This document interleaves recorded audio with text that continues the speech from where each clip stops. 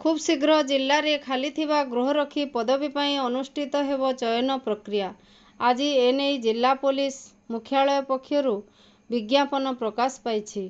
गत मे मास 16 तारिख रे सुवर्णपुर जिला आरक्षी विभाग पक्षर 96 गोटी गृहरक्षी पदवी सकाशे आवेदन करने को विज्ञापन प्रकाश करा जायथिला, जेउथिरे 74 गोटी पुरुष एवं 18 गोटी महिला पदवी रही।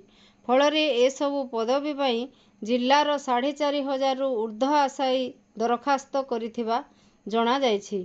आसंता 7 तारिख रविवार सकाळ 5 घंटा समय रे एने सोनपुर रामेश्वर स्टेडियम रे लिखित परीक्षा अनुष्ठित हेबो।